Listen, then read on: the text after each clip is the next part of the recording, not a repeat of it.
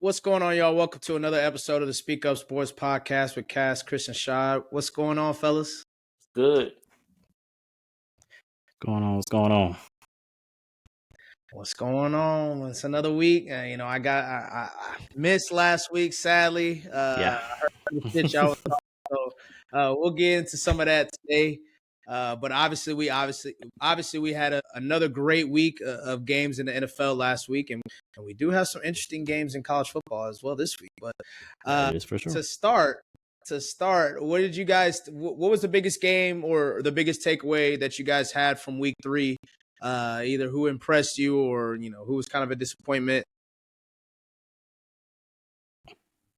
I mean, you can wrap it up. Sorry.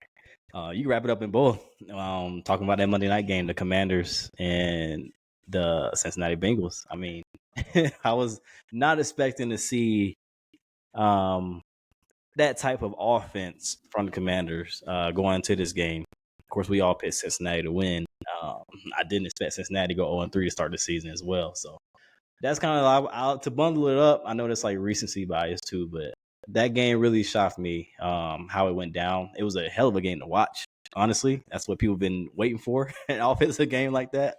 But it was cool to see Jaden Daniels kind of take a step away from the rest of the rookies, quarterbacks for a week. What say you, Chris? I mean, we can stick with the Monday night. I mean, Buffalo. I mean, they are showing their dominance right now. And I was one of the people that, I felt like a lot of the players that they lost, is going to affect them. But I mean, they've been rolling. And on the opposite side, you talk about how poorly Jacksonville has been playing starting off the season. It's very, very bad over there. So that was one of my bigger takeaways. And it is funny because you guys kind of ended last episode with saying that the Bengals in Washington was going to be a trash game, but turned out to probably arguably be the best game, really probably the best game of the season thus far, or at least in the short running or the short amount for running for being the first. But big wins by Buffalo, by the Ravens, obviously by Washington. As you mentioned, well, you kind of said that Jaden kind of took a next step and kind of separated himself from the rest of the rookies. But we did see Caleb throw a touchdown for the first time, or really a rookie in general, just throw a passing touchdown for the first time this week. Bo Nix obviously got a win and a big win against the Tampa Bay Bucks as well. So it was an interesting week in football. I feel like a lot of people have been talking about the Cowboys game. So, I'll kind of stick to that one. I know you mentioned that the Ravens are my second favorite team, but, it was good to kind of see it. It was good to see that, Derrick Henry finally getting to the action for real. It is a little interesting to see from them. Like, you can kind of tell that they really want to run Derrick Henry when Lamar is kind of under center. And they did have him in shotgun a little bit, but that was more of the Lamar runs or, the very few passes that they did have as well. It is a little interesting as well that they haven't used the tight ends too much outside of that first week. So that'll be a little interesting to watch because they've got a big game coming this week, and we'll get into that, later today. But, how about Andy Dalton making a comeback? What a game from him, What did y'all feel about that? I know y'all talked a little bit about Bryce Young and stuff like that, but with, you guys kind of did poo-poo it being Andy Dalton, and then obviously he put up the best game thus far up until Monday from any quarterback in the league. Yeah, I think Bryce, that was the last thing you wanted to see if you were a supporter of Bryce Young, kind of for that offense to look just completely different out there. I mean, they were running with rhythm, with timing. They were actually getting down the field, converting on third downs. You can tell like Dave Canales is like fingerprints was all on that game.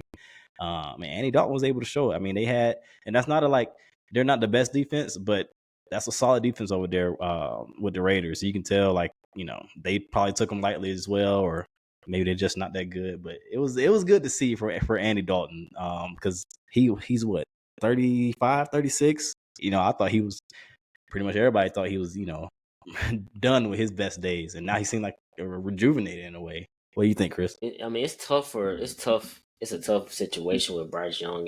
For you to put on a performance for the first 2 weeks and then for them just to switch you out. I mean, I thought that was a terrible idea. I mean, why do that to him? I mean, he played all last year, and then to start off this year, and then just to bench him like that is tough. But I mean, Andy Dalton, he's definitely should stay ready. Immediately, came in and dominated. Immediately.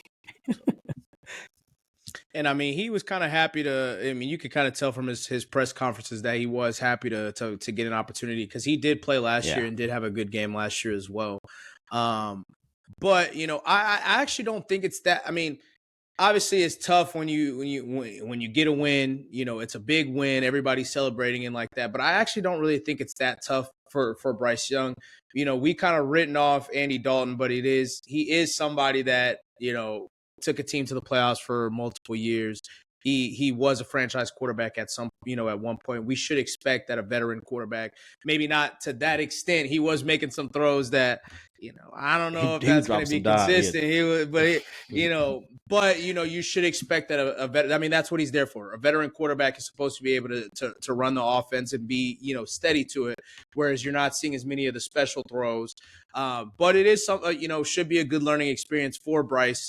And the fact that he did get to see just take a breath. It was probably a tough week, but just take a breath, get to see the offense operate, get to take a step back for a few games. Maybe it's the rest of his career in Carolina, whatever the case may be. But it could be something that's a benefit to him, because we do see so many people. They want to give these rookies, we've talked about it so many times, they want to give the rookies the world. Then they want to, instantly want to criticize them when they aren't successful and they aren't, the best player, appearing to be a franchise quarterback from the jump. So, I mean, he deserves a little grace, and, I think this would be good for him so he can kind of get that for a little bit. So we'll see. We'll see. I got one more disappointment I want to get y'all thoughts on too. So Miami, they come out and get, it wasn't necessarily a waxing, but it was a very disappointing performance for them. My thought is, after we're seeing all these backup quarterbacks come in and actually look legit, you know what I mean? Look like they can actually play the game. Skylar Thompson has been on their roster for a couple of years now behind Tua. They had a mini bye. They had the Thursday night game where Tua got injured. And to come out and still have that kind of performance, and you're supposed to be this, not mastermind, but this innovative offensive mind. That was a very disappointing game for Miami. It's like you're trying, like, you can talk it off as like, oh yeah, Tua's out, like you can chalk our season up, but not when you're walking around seeing, like, even you're looking around seeing all these backup quarterbacks still producing at a high level in this league. It is like, you shouldn't pack the season up just because Tua's out. Like, you still have Tyreek, you still have Waddle, you still have Mostert, you still have A-Chain.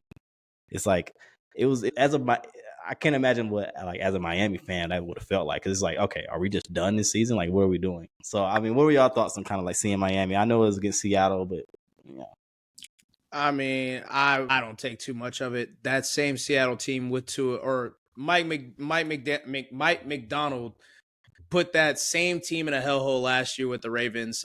With Tua, I don't think too much of it personally.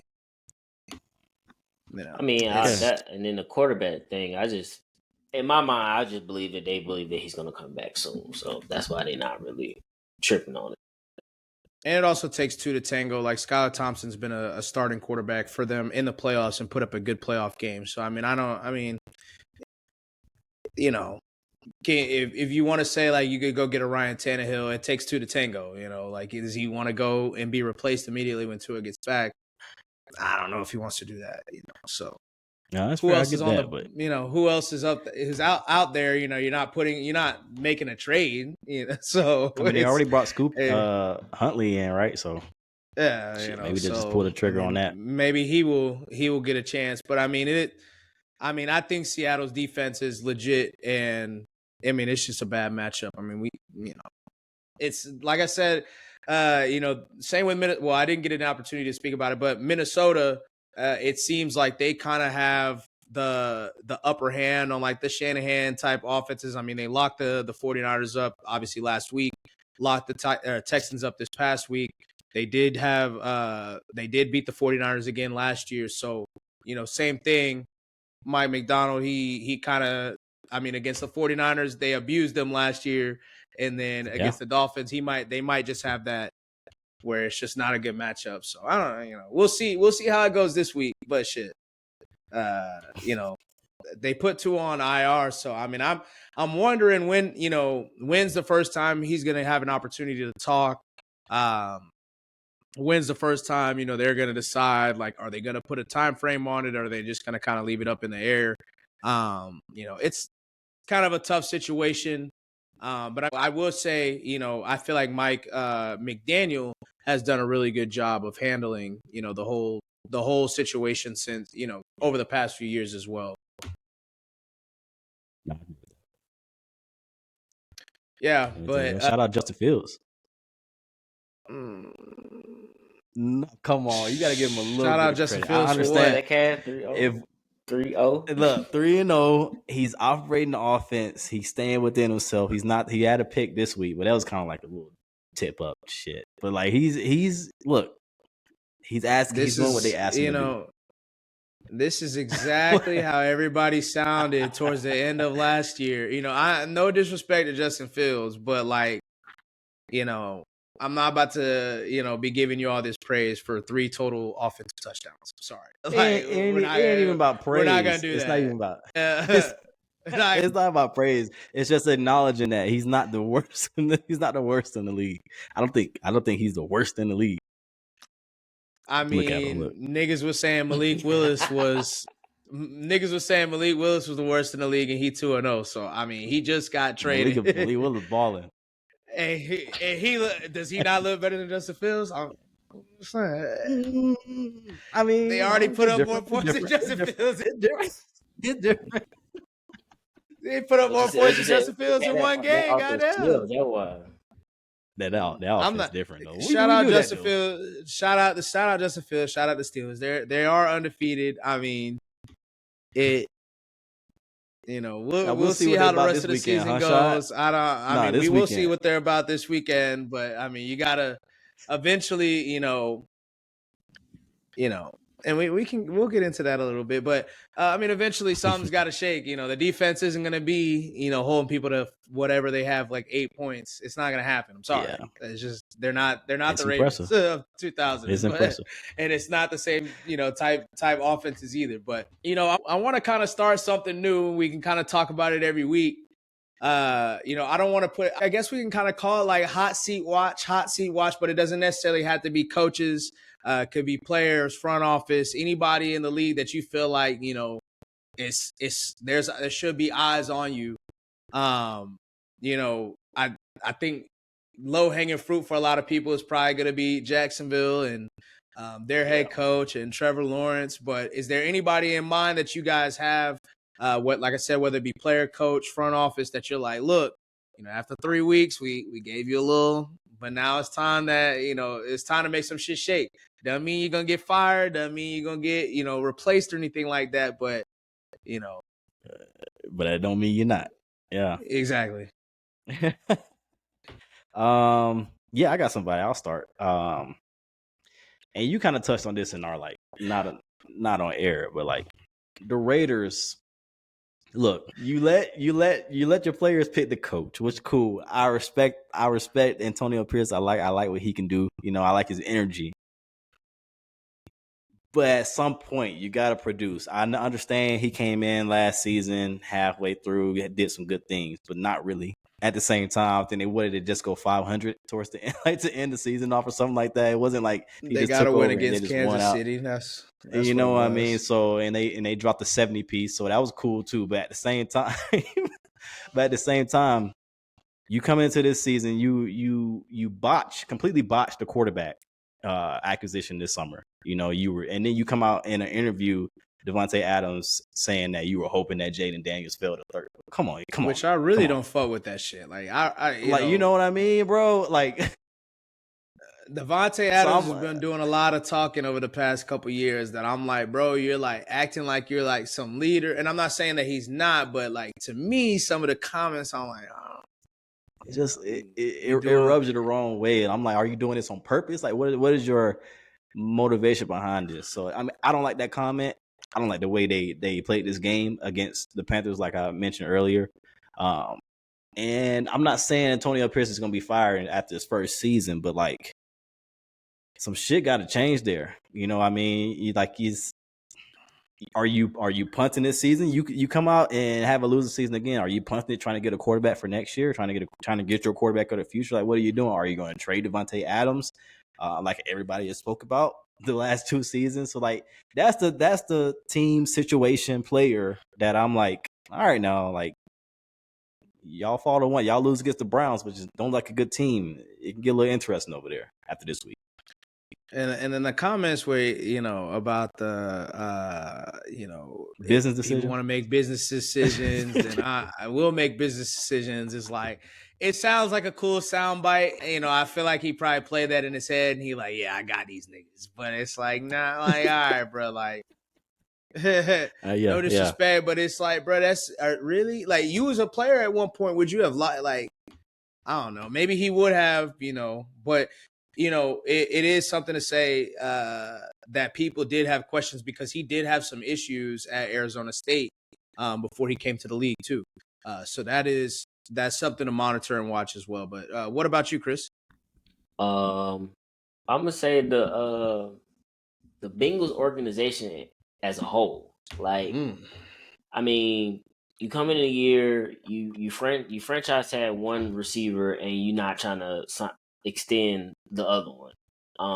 You extend your quarterback, cool, but again, y'all starting off another season with a slow start. I mean, y'all 0-3, and it's not going to be the light part of your schedule. In the light part, yeah, right. And so it's like, what is the future hold for you guys? Because I mean, at this point, if y'all don't turn the season around, you could possibly lose. I mean, they're gonna I don't know what they'll do with the receiver, but I'm sure they losing one of them at least.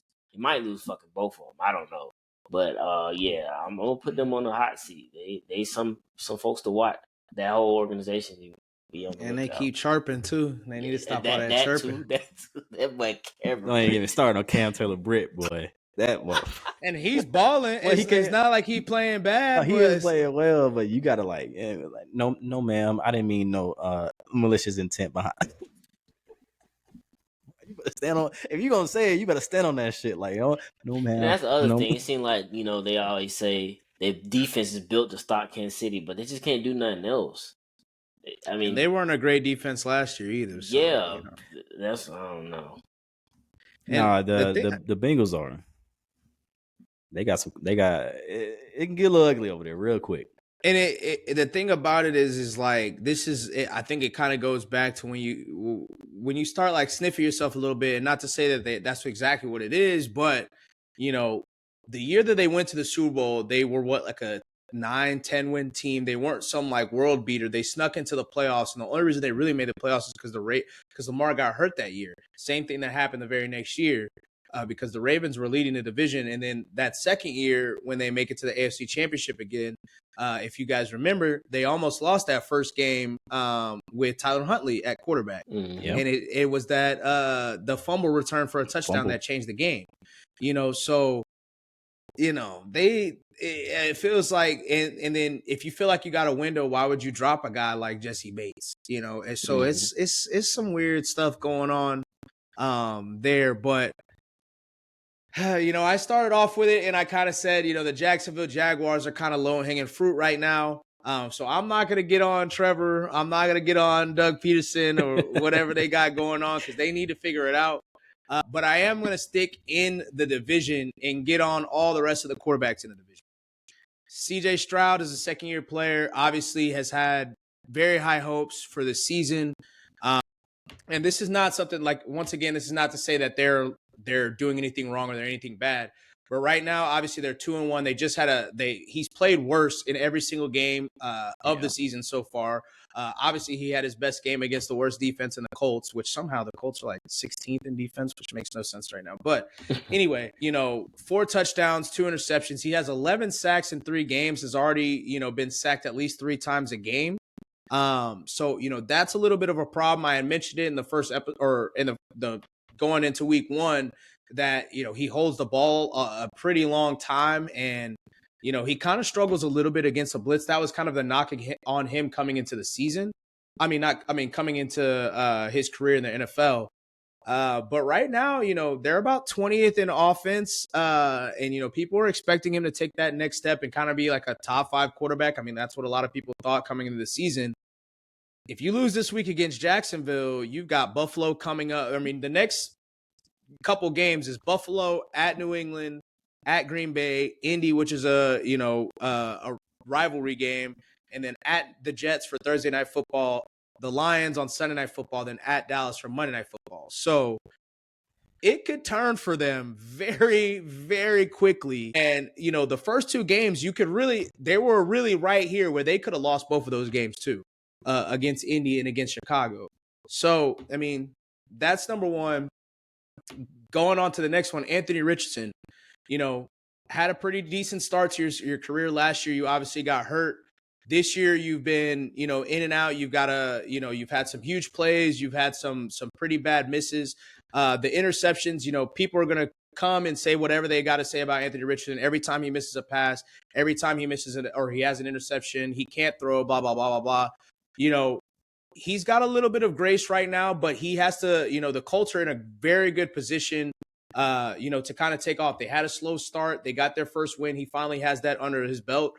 He's got to start making, the simple passes. He's got to start making his mechanics a little bit cleaner because that offense could take off. The defense is, I would say for the Colts, the first game was kind of good for them in a way because you got to see like, if the rest of the team is letting you down, Anthony Richardson can carry us and kind of step up. He was the only reason they were in the game. They gave up whatever, like damn near 300 yards to bum ass Joe Mixon, but whatever. Same thing in the second game. They kind of let him down, and then on top of that, as they got better in that game, Anthony Richardson started to let them down. So as a team, they've got to kind of, Anthony Richardson is going to be up and down all season. He's only played, I don't even think he's played 20 games since he's left high school. Yeah. Patrick Mahomes has played more. Patrick Mahomes and Brock Purdy played more games than him last year than he's played since he left high school. So there's going to be some up and downs there. But same thing with Will Levis, 4 touchdowns, 5 interceptions, and, they've been ugly. But for both of them, Will Levis and Anthony Richardson, your teams, your organizations, with the Colts, they brought their players back for a reason. And with the Titans, they brought players in because they believed in you. They believed in that the potential of those 2 quarterbacks. So it is time, you guys got a couple more games before it's really got to be like, all right, this shit can't be happening that was happening game 1 or even last year for Will Levis and then early on last year with Anthony Richardson. So all 4 of the quarterbacks in the AFC South for sure, but those 3, you guys, you're on the hot seat. So get it right. I'm glad you brought. Oh, go ahead. Go ahead. I'm just saying, I'm so glad you brought this up because that's the exact line of thinking I was like after this weekend. I was thinking about like there is grace, of course, with Anthony Richardson. We get it. He's the youngest starting quarterback in the league. All of that.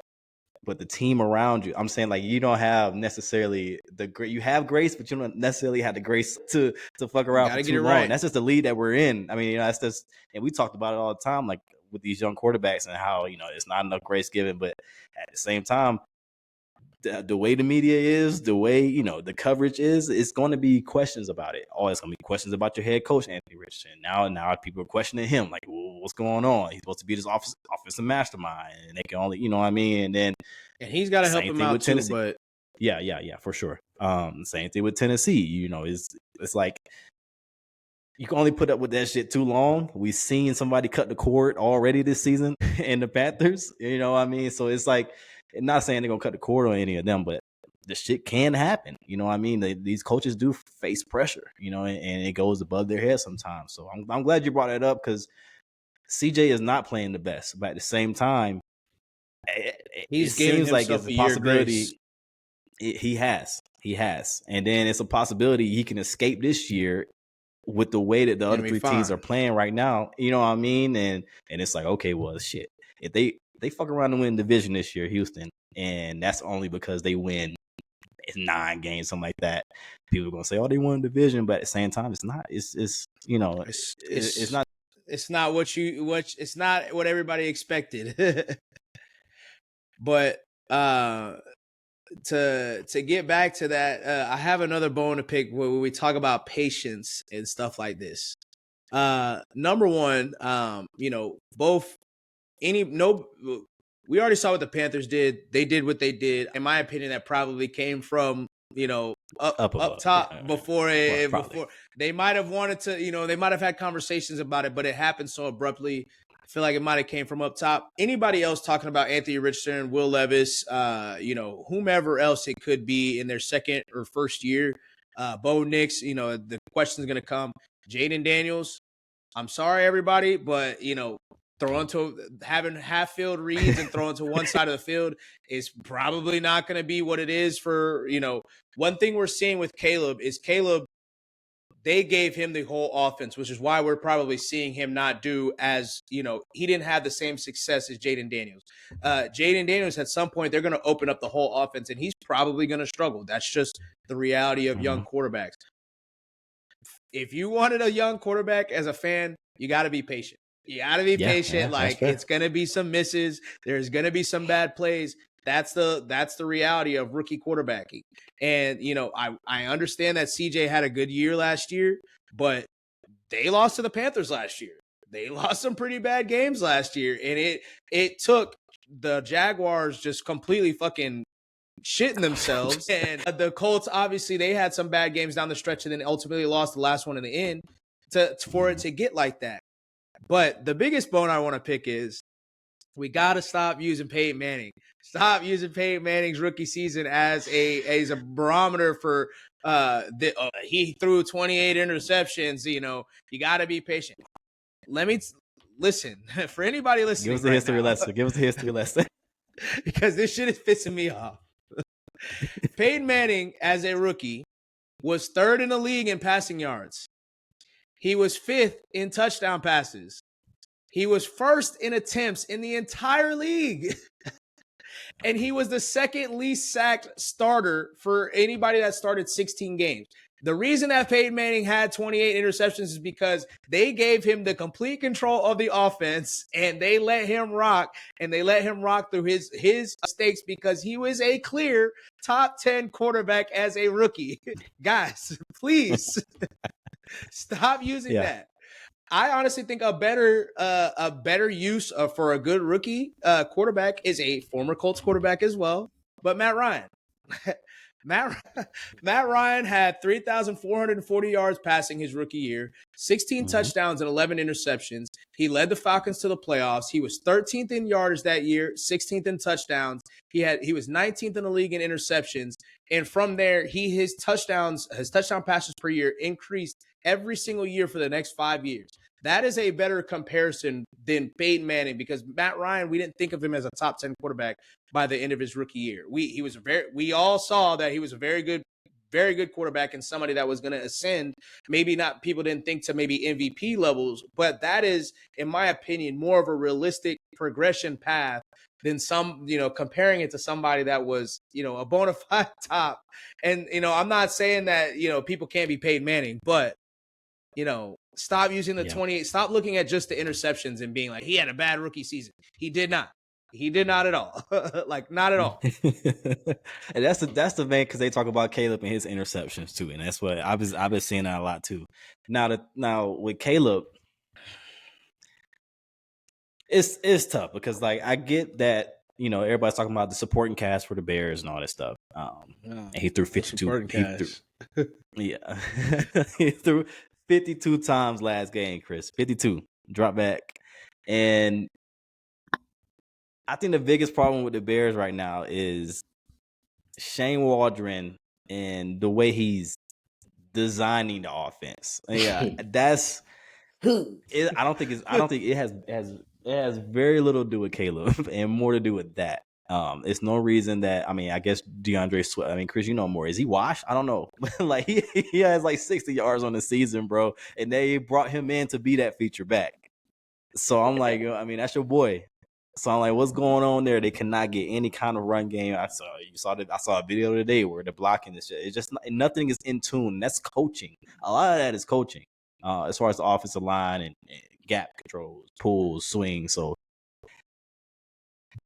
Shane Waldron. I don't think he's washed, but I just think, we all saw the viral clip of Jackson Smith and Jigba when he was asked about Shane Waldron, and he was like, "Oh, yeah, he's good." And they were like, and he asked it, "Are we live?" And he was it. So, doesn't sound like he had a whole lot of fans in Seattle either. So, I don't, that could definitely be the case. There's definitely some stuff Caleb, he's got to work on, but.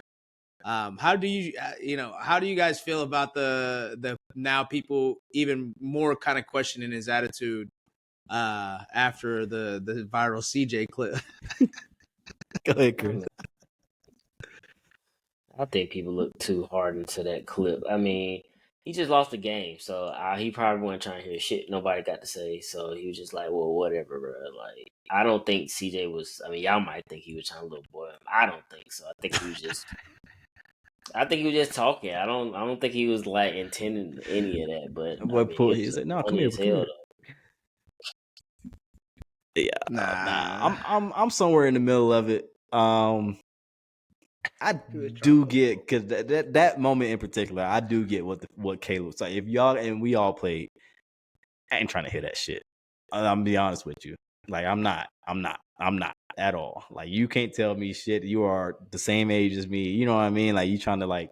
So I get it from Caleb's point of view. I get it from CJ's too, and everybody giving him grace because they're like, okay, he's been through it in a rookie season. He's rookie of the year, so he has a little grace to give, advice here and there. But I don't think it was a good look for Caleb necessarily. But that's what comes with this shit. Like you're the first overall pick. The cameras and mics are always on you. And you just gotta. Sometimes you got to shut that shit up and just like play the part. I know you mad. You lost and all that stuff. But sometimes you just gotta like play the part so that this shit don't come after it. And that's kind of where I'm at in the middle of it. Like, I can see why that some people are like attacking his character a little bit because they would, they're just waiting on anything at this point.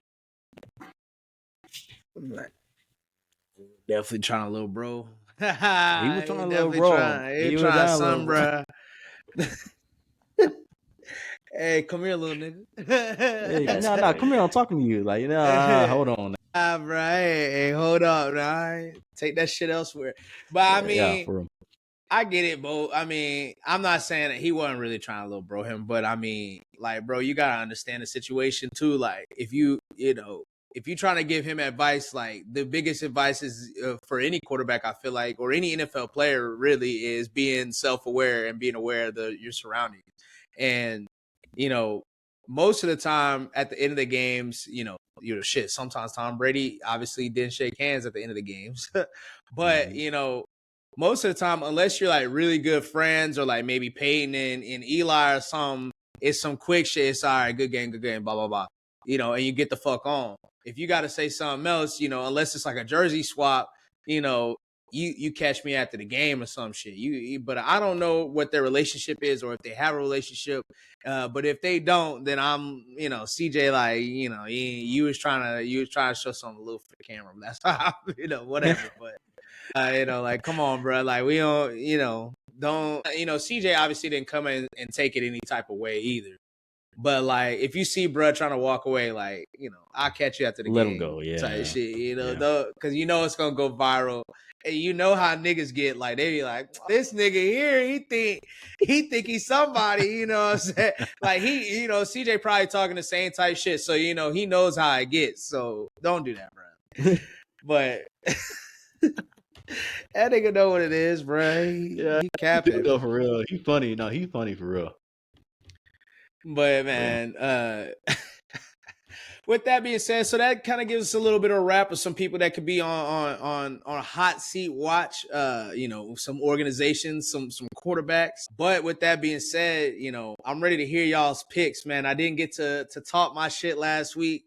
Say why I like some players. Some teams. Say why I don't. So I'm interested to see. We got another week of 2 Monday nighters. Maybe 2. Well, y'all said it was duds last week, so I mean. It looks like duds this week, but we'll see. We don't know. We don't know. Starting off with the first game, Thursday Night Football, Dallas versus the Giants. Obviously, Dallas is coming off of a big loss. Giants coming off of I don't know if you want to call it a big win, but kind of a breakout game, I guess, for Malik Neighbors. How do you guys feel the game is going to go? Who you guys got winning? I picked them last week. No, I didn't pick them. So I'm not.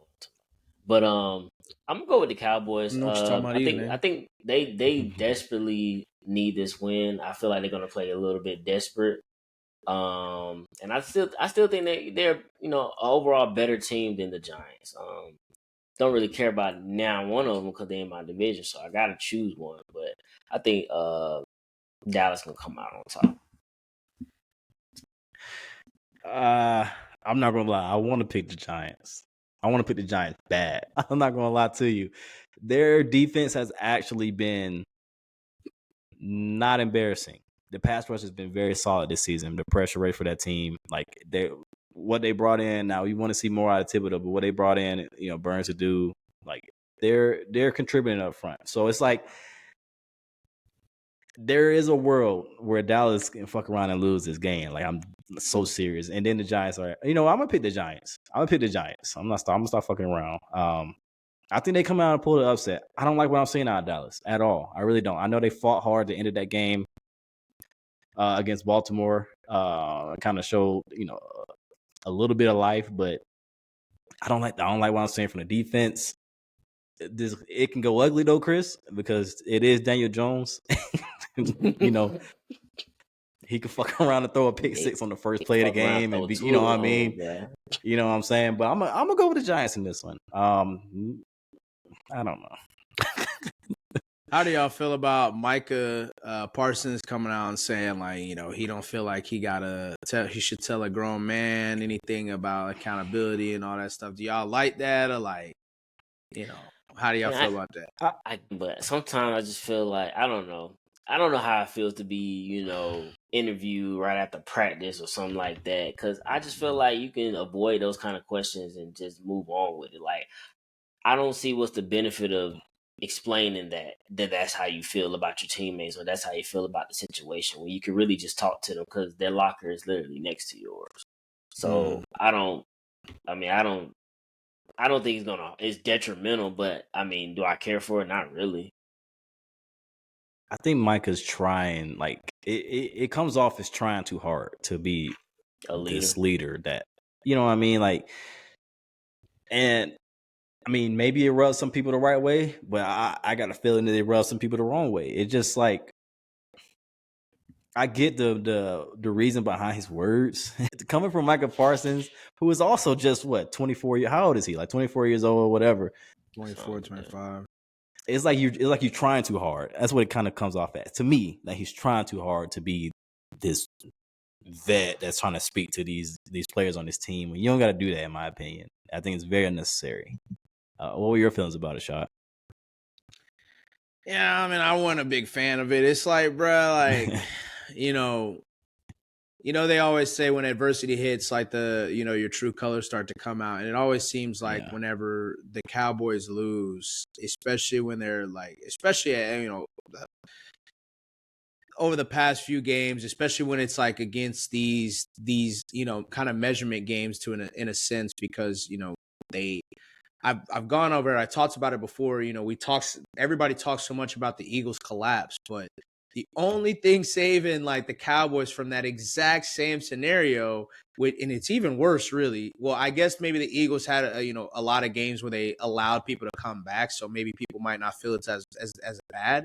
But the only thing saving them is that Lions game from last year, and we all know that should have been a loss. Like, but for all of the games that they basically played against the top competition, the Lions, they won that game. But they had the Dolphins, now the Ravens, the Packers. They played Buffalo, and Buffalo ran all over them. They kind of bullied them. Tua and the Dolphins kind of they kind of walked them down too. It was a closer game. The Packers, I mean, shit, we don't even talk about that. We saw what the Saints did. I mean, the Saints is somebody else that I missed. We saw what the Saints did last week. And then this week they just kind of get bullied and walk down. And then, I mean, I feel like eventually, everybody wants to blame Jerry and they could have added more, blah, blah, blah. But it's like, look at the leadership. Like, we paying these players, Dak and CD are arguing. The same thing happened in the playoff game as well. Micah, he's saying all these comments, but on the sideline, he really don't even look like he be saying that. He look like a deer in headlights or long face. So I mean, it's with all that being said, I'm going with the Giants. The Giants. I thought it'd be alone. Yeah, the Giants. Their offense right now is kind of hitting on the same cylinders that Dallas' offense is. I told you guys I felt this early in the season. The Giants actually have some pretty good weapons. Rondale Robinson has been playing well this season. Devin Singletary, everybody's been talking about Saquon, and rightfully so. But Devin Singletary has been holding it down and has been solid. Obviously, they had the bad first game against Minnesota, but it's looking like everybody's just having bad games against Minnesota's defense. And then Malik Neighbors, probably clear. I mean, I guess maybe not clear, but after Monday night's performance, but right there for for favorite for rookie of the year thus far. He's been probably a top 5 receiver in the league thus far.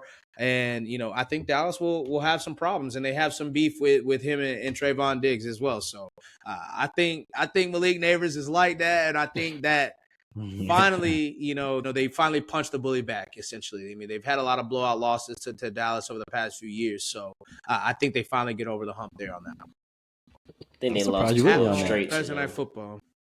Yeah. I think the Giants are sneaky. I mean, they really should have beat the Commanders too, honestly. But they would have beat the Commanders if they had a kicker, and you know what I'm saying? They only kicked one PAT, and I don't think they kicked any field goals. So they would have easily beat the Commanders, and they should, not should be, but they would be 2-1 right now. So,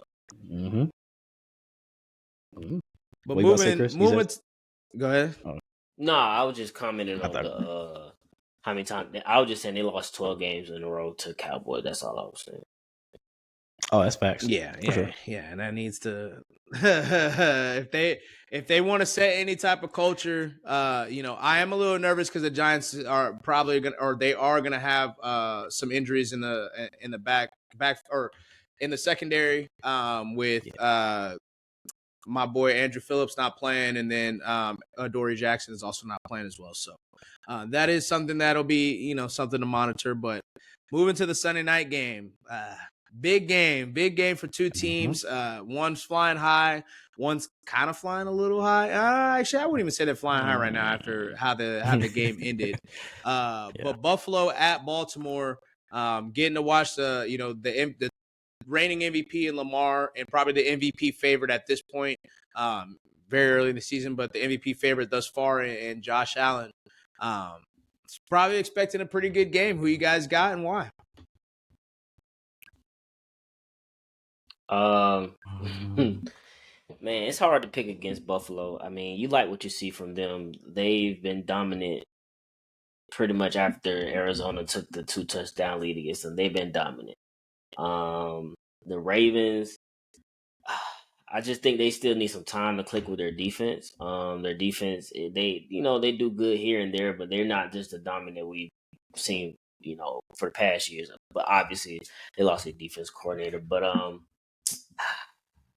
I'm gonna go with the Ravens. I'm just gonna go ahead and go with the Ravens. I think they give Buffalo their first loss of the year. It's gonna be a good game. I think it's gonna be a tight game. Maybe one of the few game. I mean, obviously the first of the games, Josh Allen didn't have no real pressure on him to make something happen. But I think it's gonna be a close game and field goal will win it. I think Baltimore obviously needs this game a little more. But I'm gonna go with Buffalo in this one. I think Buffalo is a bad matchup for Baltimore at this time in Week 4. Everything that Buffalo has been doing well is kind of like, for instance, Baltimore's pass defense has not been the best, and Josh Allen has the potential to air that shit out. And I feel like this game is going to come down to a crucial turnover by Lamar. I think it'll probably be a fumble because he fumbles a lot. But I think it's going to come down to that. It's going to be like in the fourth quarter, late third quarter, something like that. That's going to give Buffalo the ammunition to take away with it. That's the game script, Chris. I seen it. Yeah. Okay. You'll see. So yeah, very. It's not really at all, but very tough game. I think for both teams, and kind of another measuring stick for the Ravens, and maybe Buffalo's first true measuring stick. After. Well, I guess you could say Miami. There was a lot of people that picked Miami to win that game, actually, which was surprising to me. But Baltimore, coming off of a big win, I still think that they need something. They got to figure some things out. And like Cass mentioned, they do need it a little bit more than Buffalo does right now. But I'm also going with Buffalo. I think they keep the train rolling. I think Baltimore, I think they would get a good game between the two of them, and Buffalo ends up winning it on a field goal at the end. I think next week we kind of see Baltimore's, their whole team kind of click when they play Cincinnati, and maybe put Cincinnati to 0-5, but we'll see about that when we get there. Andy Dalton's back. Hey, the revenge game. Niggas been saying that Joe Burrow brought the Bengals to relevance. Nah, it was Andy Dalton, nigga. Andy Dalton, AJ Green. Don't forget. But going on to the Monday night game, the two Monday night games, we've got Tennessee and Miami and Seattle and Detroit. But starting with the Tennessee and Miami game, we talked a little bit of whoa. Before I get into that game, I do also want to add another tidbit. So I was talking about CJ Stroud and the Houston Texans and kind of what their schedule is. If they lose this game against Jacksonville, that has them at 0-2. I mean, on a 2-game losing streak. Next week they play Buffalo. If we've been monitoring anything about Stephon Diggs or anything with the Stephon Diggs, is he going to implode or anything like that? A 3-game losing streak starting off with your first former team and then the team that you just left. I'm just saying. But back to regular schedule programming.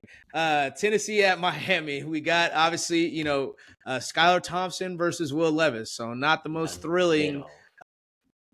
Not the most thrilling Monday Night Football game, but it was a good game that we did have on Monday Night Football last year, surprisingly. So who you guys got and why?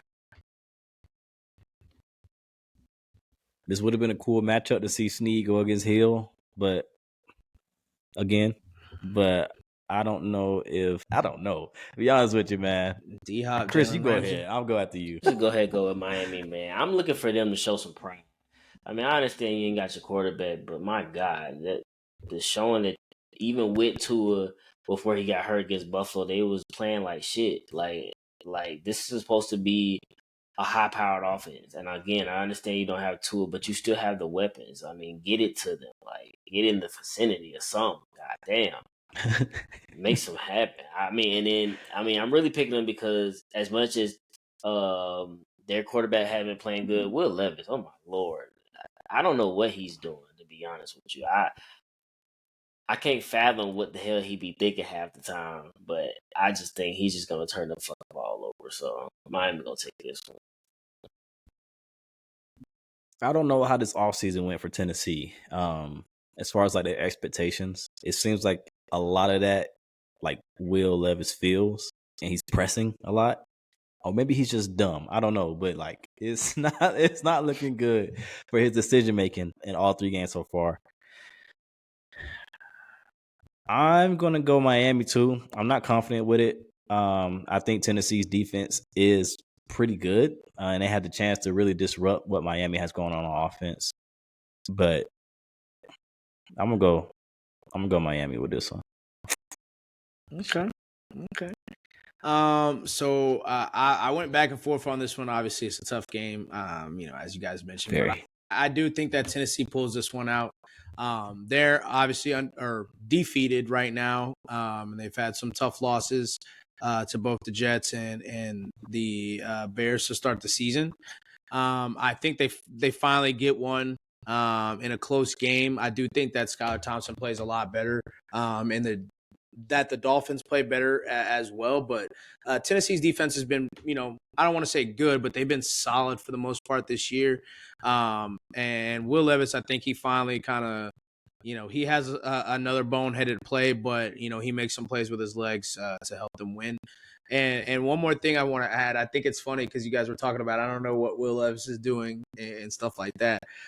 Something I saw on Twitter, and I think it's kind of relevant it's definitely relevant to this podcast, where they said, Anthony Richardson can read defenses, but is poor mechanically. And Will Levis is good mechanically, but can't read a defense. And I think that is kind of spot on where things are really at. So far, yeah. But moving on to the next Monday night game, Seattle versus Detroit, another game that was really good last year.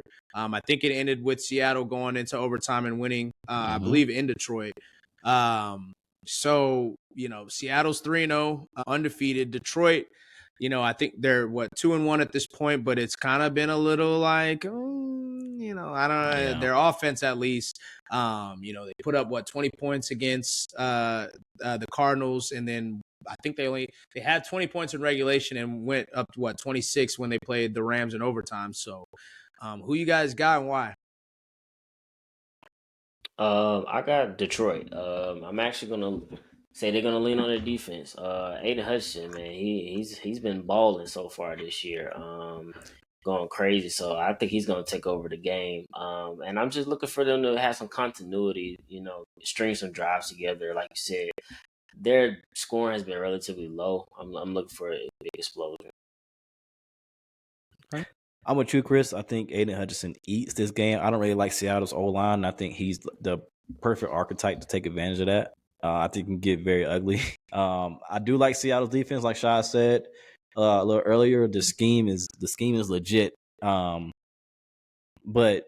I'm going to bank on Jared Goff not fucking it up and pick Detroit, because that's really all he has to do in this game, in my opinion. Just not fuck it up. Let your defense get the pressure and just commit to the run game. Okay. So I'm actually rocking with Seattle. Seattle has been one of the best defenses in the league thus far. They haven't played much of anybody, especially obviously with Tua being out in Miami. But similar to what I said about Miami and how they matched up against Mike McDonald's defense, Detroit also got waxed by that defense last year.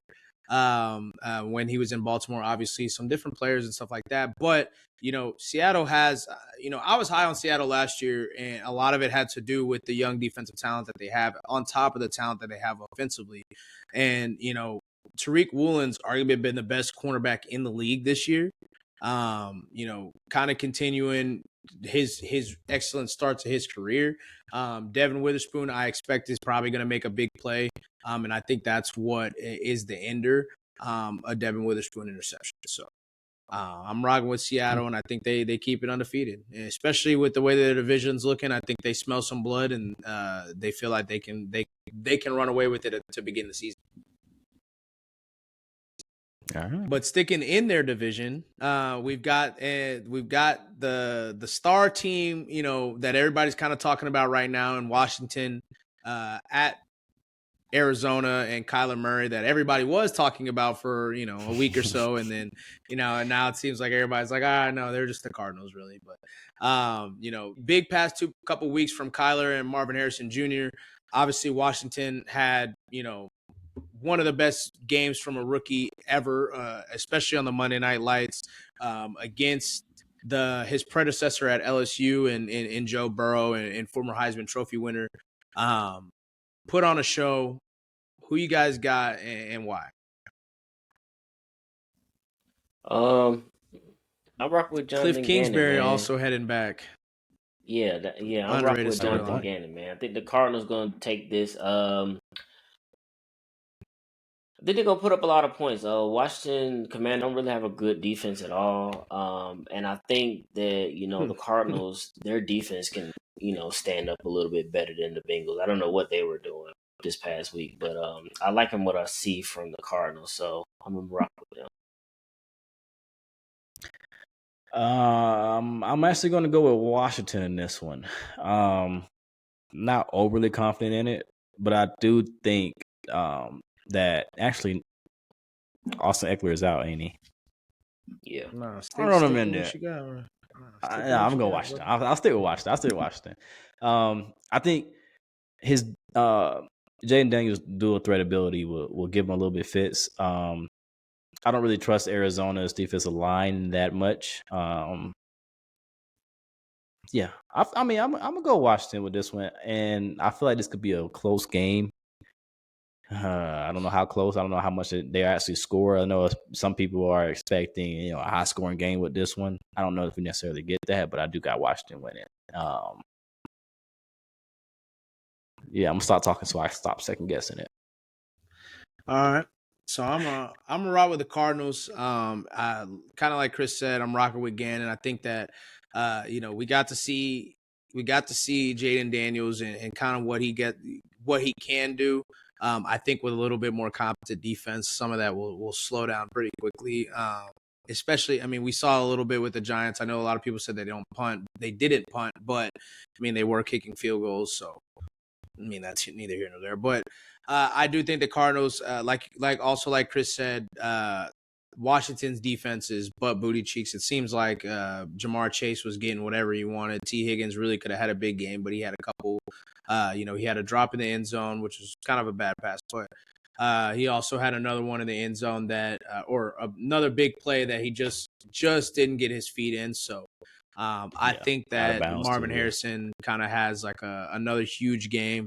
And similar to kind of how Malik Neighbors had, because Malik Neighbors had a really good game against the Commanders as well. And if he didn't drop that pass on the sideline, that changes the outcome of that game. So I'm riding with the Cardinals, and I think Kyler and them boys stay afloat in that division with the rest of the division reeling. Because I mean, the Rams are 1-2, 49ers are 1-2. They're hurt. They're both teams are really hurt right now. If Seattle can stay undefeated, or if they do lose, the Cardinals can cover some ground there. But last game, Vikings versus the Packers.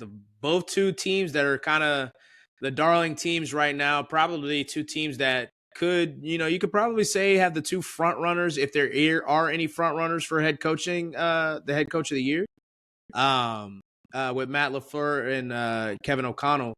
Sam Darnold versus Malik Willis, Jordan Love, probably Jordan Love. But who you guys got and why? I got the Vikings. And solely because I love their defense. I believe even with Jordan Love coming back, Brian Flores is gonna, dial up a lot of pressure, a lot of blitz to test them out, test that injury out, and I think they're gonna get home on a couple of them. So I'm looking at their defense carrying the day. I think it's gonna be a relatively low scoring game, so maybe like a 17-14, 21-18 type of game. I'm gonna go Green Bay with this one. I think that Jordan Love is going to come back and play this game. I don't know how effective he'll be, but I do like Green Bay's defense, and I think they can give Minnesota a little bit of fits. Green Bay's also are they at home for this game? Yeah.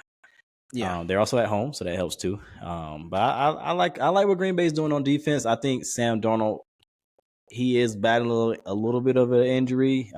He wasn't the most mobile quarterback to begin with. But I find it kind of funny that both quarterbacks are kind of facing the same kind of injury right now. So yeah, I got Green Bay. I think this is a close one. This might be the game of the week. The best game of the week has potential to be, but I think they pull it out in this one. I think it'll be a field goal game. Okay. So I'm also going Minnesota. Either way it goes, if they decide to hold Jordan Love out for one more game, which I doubt they will, I think that Minnesota defense is going to do damage to Malik Willis. Excuse me. And with Jordan Love coming back first game, as Chris mentioned, first game back, having to go against a Brian Flores defense that's humming right now. I believe they lead the league in sacks or right up there, if not. Sacks and pressures, yeah. Sacks and pressures. So, they're kind of dominating defensively. So I will continue. And then obviously the offense, offense doesn't, I was thinking about it and, it's kind of crazy. The Vikings were so, I don't want to say eager, but they clearly were like, we don't really need Kirk Cousins. And, the offense is humming just the same way, if not better with Sam Darnold. So, that I think Kevin O'Connell, definitely should get a ton of credit for how he's had that team over the past few years. What were you going to say, Chris? I would say also Aaron Jones homecoming. And that's the final thing that I was going to end on as well. Aaron Jones, with it being in Green Bay, I know for a fact he's going to try to put on a show. So I feel like he ends up having a big 140, 150-yard game, 2 touchdowns, and the Vikings win pretty handily. I would say by 10 touchdowns, 10 points. 10 touchdowns. Good damn. 10 touchdowns. Should they even show up? 10 touchdowns would be crazy. That was really nuts. But shit, that would have me having Buffalo, Seattle, and Vikings all staying alive. And obviously, we're not getting into a Kansas City pick right now. But before we sign off, who do you guys think will be the final undefeated team? And who do you think will be the final defeated team? That's a good question. And that's Jacksonville, Cincinnati, and Tennessee. That's a good question. The final one for final defeated team is Tennessee for me. Okay. And the last one standing for undefeated, I'm gonna say the Vikings. Okay. The last team to get a win will be Jacksonville for me. I just think that is just a mess. Just a complete mess right now. And the final team to stay undefeated, I think it's shaping up to be Kansas City, honestly. So I'm gonna go Kansas City. Okay. They got the Chargers this weekend, New Orleans after that. So I hope they win, and then they have a bye. So I think it'll be them. I'm rocking with Buffalo to be the final undefeated team. I think that this is kind of it's shaping up pretty quickly to just kind of be their year. I know that they've kind of started off well over the past couple of years as well, but it's something a little different about it. It's a little cleaner, a little bit more in rhythm, and it seems like they're all genuinely enjoying playing for each other, playing with each other. Shout out to Khalil Shakir. I said that he'd be the breakout candidate, and he's been eating this far. And then for the final defeated team, Cincinnati. Ooh. Because I think both defeated teams, I think Jacksonville and Tennessee probably get a win this week. And I think we might see Andy Dalton. I'm just saying. I told y'all that Panthers team was something to be reckoned with. I was maybe wrong on the quarterback, but okay. We go see. And with Adam Thielen getting hurt, Xavier Legette and country ass. Okay. He about to start eating. Deontay Johnson. I told y'all he finally got a quarterback. Guess what? Career high first game. They really okay. I'm just saying. They put that shit there. We gonna see. Cincinnati. Hey, if Cincinnati lose this, woo, look for a T. Higgins trade. Look for a T. Higgins trade mid-season. Just saying. there's a lot. I think there'll be a lot of people jumping ship. T. Higgins, Jamar probably Maybe staying, Jamar. but Trey Henderson. Remember, he put in that trade request in the off season. Maybe he don't want to be a Jamar. part of this shit. Maybe Jamar. I don't know. He eating this year, so I could see them. He the only one eating really on their D line. Trey? So yes. Yeah, that's facts. That's big facts. So Sam Hubbard is not. Yeah. Now you got. Yeah. So we'll see on that one. But man, that gives us a wrap for another episode of the Speak Up Sports Podcast. We will catch y'all next week. Appreciate y'all. Yes, sir.